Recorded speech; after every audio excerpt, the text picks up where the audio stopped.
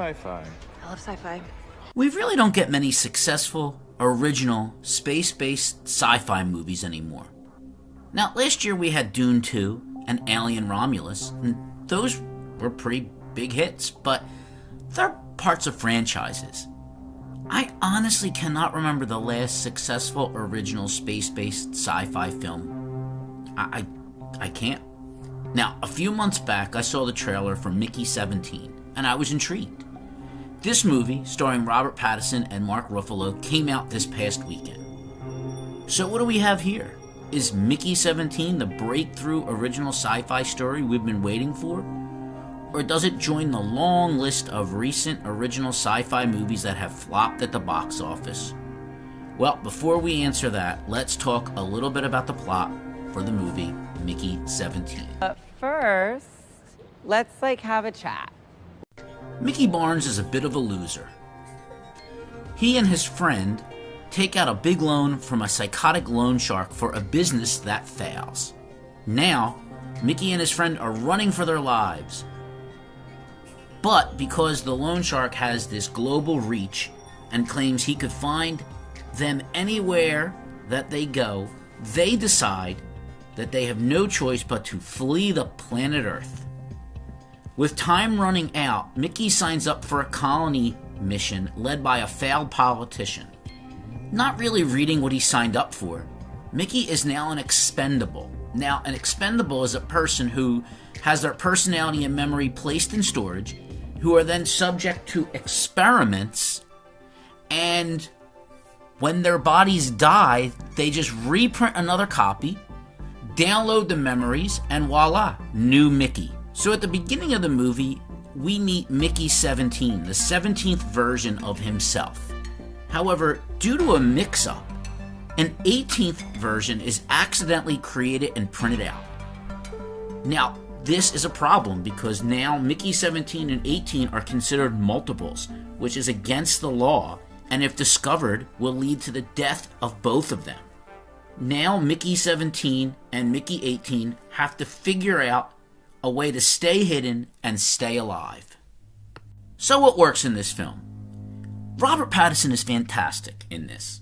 Now, if you would have told me 15 years ago that the glittery vampire would become one of the better actors working today, I would have asked you what you were drinking and can I have some of it?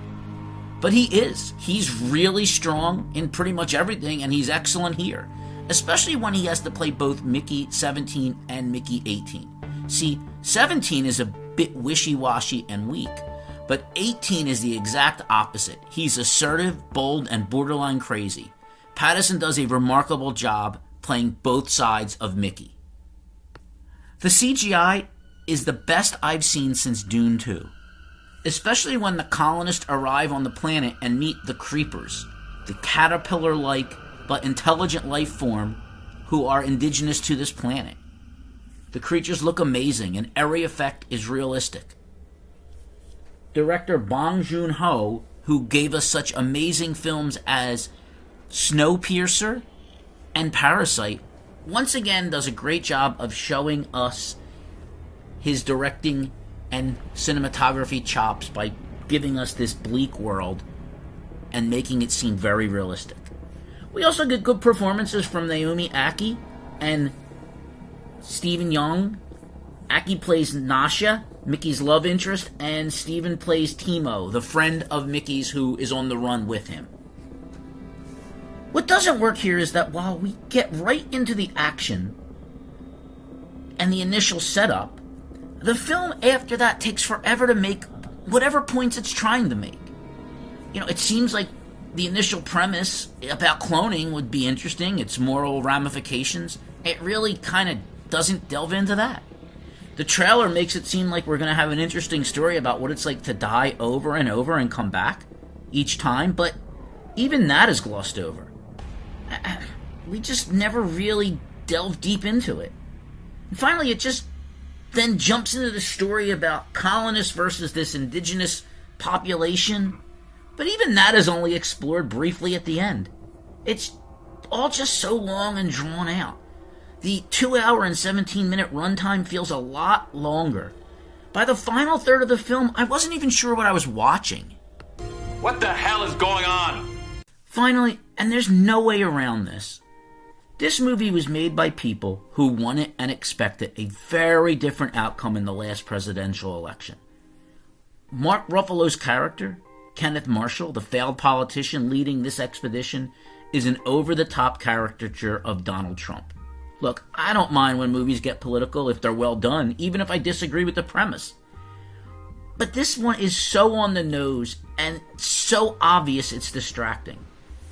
Marshall is the villain here, but instead of making him sinister, he's comical in a Dr. Evil way, but without the humor. So what we have here is 2/3 of a good film with an interesting premise, great acting by Patterson, well directed and shot, that fails to explore its interesting ideas in any great depth, runs way too long, and is way too on the nose politically. It's ultimately bloated and boring, and just dull at times, unfortunately. And judging by its weak opening at the box office in comparison to its big budget, it looks like we have another sci-fi flop here. It's a shame because I had really high hopes for this movie. Oh well. I'm disappointed. And that's it for me this week. Tune in next week where I give you my thoughts and feelings on whatever I've seen. In the meantime, click that like button, subscribe, leave a comment or a question, share this video with friends and enemies alike, and as always, thank you for giving me your valuable time, and I'll see you next week. Take care.